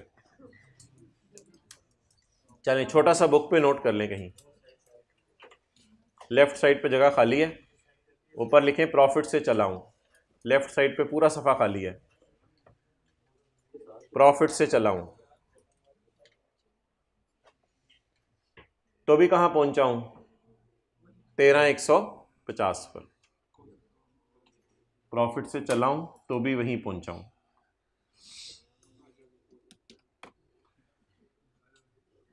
यस यू आर राइट, आज आके donkey she is back to her Pavilion.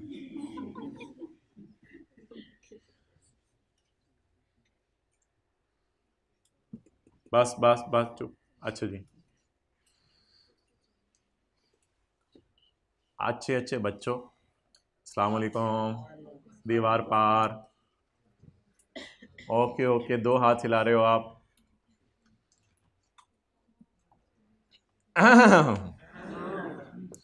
अच्छा जी, अब आप मुझे बता दें पेंट ब्रश से कि अब क्या क्या चीज़ें किस तरतीब से माइनस कर दें। पहले क्या माइनस कर दूं, ये तो प्रॉफिट आ गया ना, ये प्रॉफिट आ गया करंट ईयर का, और ये अल्लाह का शुक्र है बिफोर डेप्रिसिएशन है, अभी तक मैंने कोई डेप्रिसिएशन माइनस नहीं की, तो ये प्रॉफिट बिफोर डेप्रिसिएशन है। ये हो गया प्रॉफिट बिफोर डेप्रिसिएशन 2004 का। अब कोई ज़रा मुझे 3 लाइनें लिखवा दे, क्या माइनस करूं, लेस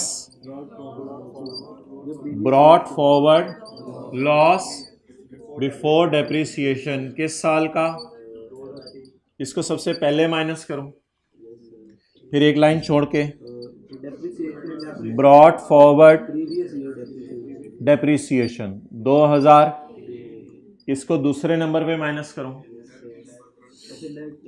और फिर माइनस करूं करंट ईयर डेप्रिसिएशन 2000 4 की।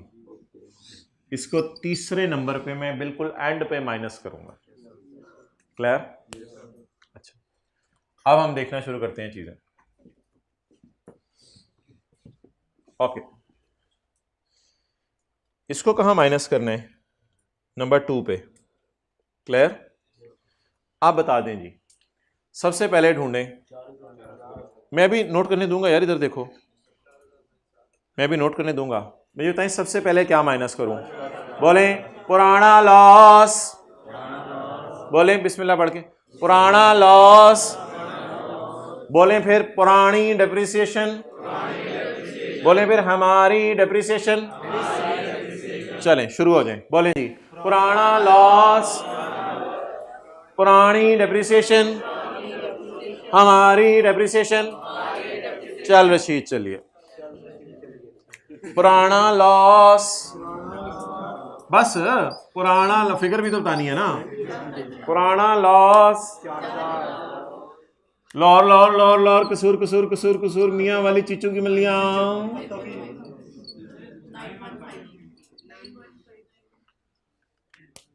बादशाह सलामत, पुरानी डेप्रिसिएशन हाजिर की जाए आपके लिए जी, बुलाया जाए पुरानी डेप्रिसिएशन। बादशाह सलामत जो बिल्ली की तरह नीचे छुपी हुई है, निकाल के ले आओ इसको।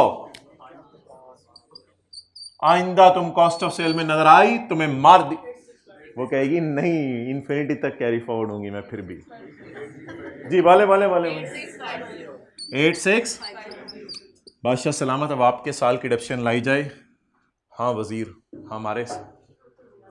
हमारी डेप्रिसिएशन, लॉर लॉर लॉर लॉर लॉर लॉर लॉर।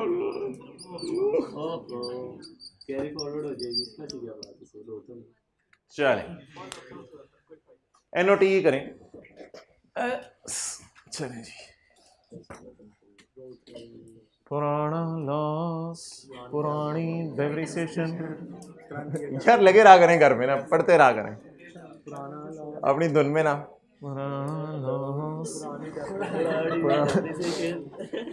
पुरानी डेप्रिसिएशन, हमारी depreciation, Qamar is not satisfied, Qamar is not satisfied. चल नोट कर मुंडिया। अच्छा जी, अच्छा सीढ़ी से जाते हैं ना नीचे से ट्राई कीजिएगा, पीआरसी कैंपस के बाद ना खड़े होके मोटरसाइकिल में, पुराना लॉस। कौन करेगा ट्राई जरा, फिर मुझे ताना भी है पीआरसी के बच्चे क्या कहते हैं। ओके अच्छा जी, कैरी फॉरवर्ड कर लें डेप्रिसिएशन न्यूमेरिकल के फेस पे 350। अच्छा जी, आप बताएं न्यूमेरिकल का फेस, इनकम फ्रॉम बिजनेस 0। अच्छा कैलकुलेटर पे ना जरा टैक्सेबल इनकम निकालें। डबल 0। शहबाज शरीफ के लिए टैक्स निकालें। अच्छा इस टैक्स क्रेडिट निकालें जरा, आज टैक्स क्रेडिट निकालें अंडर सेक्शन 61 0। अच्छा पेबल टू गवर्नमेंट निकालें 0। ये हमने करना है, बिल्कुल ये हमारे लिए है, ये करना है। क्यों नहीं करना है, फेस नहीं में आ गया होगे। हाँ वो कैरी फॉरवर्ड नहीं हो सकती, नहीं देनी थी ना। अच्छा हो ही नहीं सकती,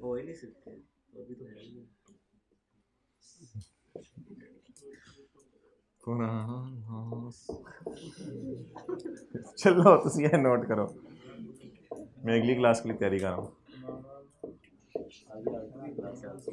अच्छा हो, चलो भाई लोअर लोअर है, जल्दी करो।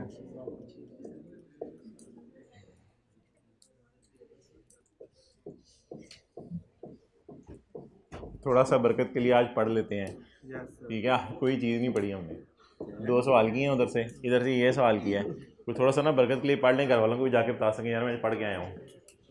निकालें चैप्टर 15 जी।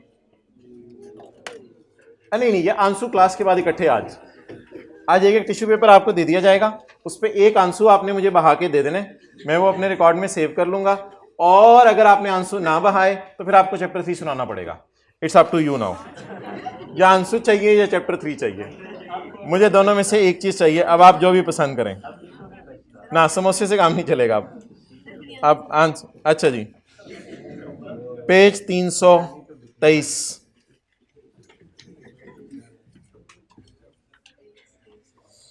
323। अच्छा जी भाईजान, एक था पुराना लॉ, बिल्कुल नई बात करने लगा हूं, बिल्कुल नई बात करने लगा हूं। एक था पुराना लॉ, एक है नया लॉ। बिस्मिल्लाह पढ़ के दोबारा ट्राई करें। एक था पुराना लॉ, एक है। अच्छा अब जरा रिलैक्स कर लें। पुराने लॉ में ये होता था कि बाल निकाल मुंह से। पुराने लॉ में ये होता था, आप जाके ना अपनी रिटर्न जमा कराते थे 30 सितंबर को कमिश्नर भालू को। पुराने लॉ में ये होता था, आप जाके अपनी रिटर्न जमा कराते थे कमिश्नर को। कमिश्नर थोड़े दिन बाद आपके घर असेसमेंट ऑर्डर भेजता था, हाँ मैंने आपको असेस कर लिया। एक एक्नॉलेजमेंट के तौर पे असेसमेंट ऑर्डर भेजता था कि मैंने आपको असेस। प्लीज सुने, बड़ी इंपॉर्टेंट बात शुरू हो गई है। पुराना लॉ ये था कि आप रिटर्न जमा कराते थे, चंद दिनों बाद आपके घर क्या आ जाता था, असेसमेंट ऑर्डर। नया लॉ ये कहता है नहीं, नया लॉ कहता है कि जब टैक्स पेयर ने रिटर्न जमा करवा दी तो एज्यूम करो कि कमिश्नर ने असेसमेंट ऑर्डर इशू बैक कर दिया। एज्यूम करो कमिश्नर ने ऑर्डर इशू, असेसमेंट ऑर्डर अब नए लॉ में इशू करने की जरूरत कमिश्नर को नहीं है। आई रिपीट, पुराना लॉ ये था कि आप क्या जमा करवाते थे, रिटर्न। कमिश्नर आपको क्या भेजता था, फिजिकल फॉर्म में असेसमेंट ऑर्डर। नया लॉ ये है कि अगर 1000 के 1000 लोगों ने रिटर्न जमा करवाई है लाहौर में, तो एज्यूम किया जाएगा कि 1000 के 1000 को, प्लीज मोबाइल नहीं, 1000 के 1000 को कमिश्नर ने क्या इशू कर दिया, असेसमेंट ऑर्डर। इसलिए इसका नाम है नॉर्मल असेसमेंट। लिखें, इसका नाम है assumed assessment,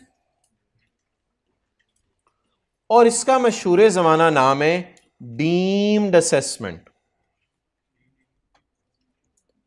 deemed assessment, assess कर लिया टैक्स वालों ने आपको। Normal assessment, assumed assessment, deemed assessment. Deemed assume होता है ना, और एज्यूम डीम्ड होता है। अब ये ना पूछना कि ये दोनों का मतलब क्या है। अच्छा, अगर एक टैक्स पेयर ने मुकम्मल रिटर्न जमा करा दी है तो ये समझा जाएगा कि कमिश्नर ने असेसमेंट ऑफ टैक्सेबल इनकम कर लिया है, असेस कर लिया आपका टैक्स, एज्यूम किया जाएगा। कंसिडर्ड का मतलब लिखें, कंसिडर्ड का मतलब एज्यूम्ड। ओके ठीक है। It will be assumed that commissioner has made an assessment of income and tax due thereon. Thereon का मतलब जो उसके ऊपर है। If Kamar has filed a return, it will be assumed that Commissioner has made an, ऊपर देखें, Commissioner has made an assessment of income and tax thereon। जो उस पे लिखा था वो सही मान लिया हमने, जो तुमने लिखा था ना तुम्हारा टैक्स, वो हमने सही मान लिया। इसका नाम लिखें यूनिवर्सल सेल्फ असेसमेंट स्कीम। इस सेक्शन का नाम एक और लिखें, यूनिवर्सल सेल्फ असेसमेंट स्कीम। ये लफ्ज़ हमने पढ़ा था चैप्टर 1 में, यूनिवर्सल सेल्फ असेसमेंट स्कीम। इस सेक्शन का एक और नाम लिखें, यूनिवर्सल सेल्फ असेसमेंट स्कीम। यानी दुनिया के अंदर एक तस्वुर है कि आपने अपने आप को सही असेस किया है, आप ही अपने आप के बारे में बता सकते हो, आप ही अपना कच्चा छट्टा खोल सकते हो, आप ही गिरेबान में झांक सकते हो। लोगों ने क्या बताना आपके बारे में, तो आपको अपने बारे में सब पता है। यूनिवर्सल सेल्फ असेसमेंट स्कीम, ये पुराने लॉ में नहीं थी, नए लॉ में सबसे बड़ी चेंज ये आई। लोग कहते हैं इनकम टैक्स ऑर्डिनेंस 1979 और जो हमारे हाथ में इनकम टैक्स ऑर्डिनेंस 2001, उसमें मेजर फर्क ये सेक्शन है। और 2002 में जो लोग गए थे, 2002 में ये बंद करवाया, 2002 में लोग गए थे, भाई अब्दुल्ला ये बंद करवाएं, क्या हो रहा है। 2002 में जो लोग गए थे पहली दफा रिटर्न जमा कराने, उन्होंने क्या किया था, उन्होंने रिटर्न जमा कराई और कमिश्नर को कहा मेरे घर असेसमेंट ऑर्डर भेजो। कमिश्नर ने कहा बंद हो गया आना, अब हम नहीं असेसमेंट ऑर्डर भेजते। अब जैसे ही आपने रिटर्न जमा कराई, हम एज्यूम कर लेंगे कि आपको असेसमेंट ऑर्डर इशू हो गया। पढ़ें जी, and return will be assumed as an assessment order. और रिटर्न को ही क्या assume कर लिया जाएगा? Issued by commissioner. On the day return was, आप बता दें क्या रिटर्न के बाद कोई आपके घर असेसमेंट ऑर्डर आएगा? ये assume किया जाएगा कमिश्नर ने भेज दिया है, कमिश्नर ने भेज दिया। याद करें जी, if a tax payer has furnished a return, बोले it will be assumed that commissioner has made an assessment of income and commissioner has made an assessment of tax. और बात यहां पे रुकी नहीं, ये फिगर्स आपकी सही हैं, पहली बात तो ये हो गई और बात आगे बढ़ी, and return will be considered as an assessment order. और ये सफा ही क्या समझ लिया जाएगा? Assessment order. क्लियर? ओके, आगे आए पॉइंट 3 में। पॉइंट 3 टिक करें। जब आप रिटर्न जमा करवाते हैं ना, 2-3 पॉइंट बस आपको पढ़ा रहा हूं। जब आप रिटर्न जमा करवाते हैं ना, तो इसमें कोई ना कोई डेफिशिएंसी रह जाती है, कोई टैक्स डेप्शन की कैलकुलेशन मिसिंग है, कोई और मिसिंग है, तो कमिश्नर अब आपको ना नोटिस भेजता है, कहता है यार वो आपकी रिटर्न तो आ गई थी, अल्लाह का शुक्र है, बड़ी अच्छी थी, बड़ी खूबसूरत लगी मुझे, उसमें एक सफ़ा मिसिंग है, ज़रा वो मुझे भेज दो, विटामिन की कमी है, कैल्शियम की कमी है। नहीं, जैसे ICAP में आप फॉर्म जमा करवाएं तो ICAP कहते हैं तस्वीर आपने गलती से अपने भाई की लगा दी है, तो ये ज़रा मुझे दोबारा भेज दो, तो कमी पूरी की जा रही है फॉर्म में। इफ रिटर्न इज नामुकम्मल, कौन सा पॉइंट पढ़ा? अगर रिटर्न क्या हो तो फिर कौमी शैल इशू फिर कौमी आपके घर क्या भेजेगा? इन्फॉर्मिंग डेफिशिएंसीज, जिसमें ICAP बताएगा यार आपकी फोटो गलत थी, ठीक है, आपने फोटो लगा दी, वो किसी जान, अच्छा, and will order him to provide the missing information, और ICAP फिर आपको ऑर्डर करेगा कि मिसिंग डाटा प्रोवाइड करो मुझे। डन? विद इन 80 डेज छोड़े, ये कल पढ़ेंगे। विद इन 80 डेज, 180 दिनों में आपने वो जमा कराना होगा, छोड़े वो क्या है। अब बच्चे हैं 2 किस्म के, आचा बच्चा, बुरा बच्चा। बच्चे कितने किस्म के हैं मार्केट में? 2 किस्म के। आचा बच्चा, आचा बच्चा क्या करेगा? भागा भागा डेफिशिएंसी पूरी कर देगा। सर सर सर ये मेरी तस्वीर सर, अभी अभी ताज़ा खिंचवा के लाया हूं सर, देखें गरम गरम। तो आचा बच्चा क्या करेगा? बोले आचा बच्चा फौरन डेफिशिएंसी पूरी कर। और बुरा बच्चा वो कहेगा देख लेंगे, ICAP ही है ना, पेपर देने जाऊंगा उस दिन देख लूंगा, ना पेपर लिया बाद में दे दूंगा। बोले यार तू, ये कौन सा बच्चे? बुरा बच्चा। आप बिस्मिल्लाहिर्रहमानिर्रहीम पढ़ के पहले बुरा बच्चा, बुरा बच्चा। If a tax payer does not comply with the notice, notice में क्या लिखा हुआ है? पूरी करो, फोटो लगाओ, ये लगाओ, वो लगाओ। If taxpayer does not comply with the notice, the return will be considered as, तो आपकी रिटर्न इनवैलिड है जो आपने जमा कराई है, and it will be assumed that no return, बाप मसाला लगाएं आगे, एट ऑल मसाला लगाएं, ये समझ लिया जाएगा आपने सिरे से रिटर्न ही जमा नहीं कराई। और सर जी मैं करा के गया था, मेरी फोटो ना ना, फोटो छोड़, वो फोटो ही तो थी सब कुछ, तेरी तो रिटर्न ही गलत थी, चपेड़े मारूं तुझे। नहीं नहीं समय का तुम आए नहीं। If taxpayer does not comply, अच्छा बच्चा, अच्छा बच्चा क्या करेगा? If a tax payer complies with the notice in due time, अपने आप को सोचें, if a tax payer comply with the notice in, the return shall be considered as complete. फिर रिटर्न क्या समझ ली जाएगी? ऑन द डेट वॉज, जिस दिन फर्निश हुई थी, जिस दिन कमी पूरी की उस दिन नहीं, जिस दिन फर्निश हुई थी उसी दिन क्या समझ ली जाएगी? पूरी। अब याद कर लें तबानी, हमने पॉइंट 1 पढ़े, 3 और 4 और 5, 1 3 4 5। आप रिटर्न जमा कराते हैं, वो क्या बन जाता है? Assume assessment order. आपको नोटिस आता है कि क्या पूरी करें?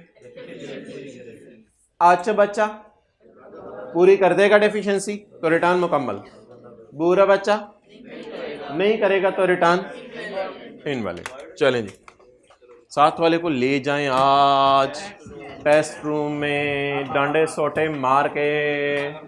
मैं हाइब्रिड क्लास में आ रहा, टेस्ट लेके हाईएस्ट मार्क्स आए हैं।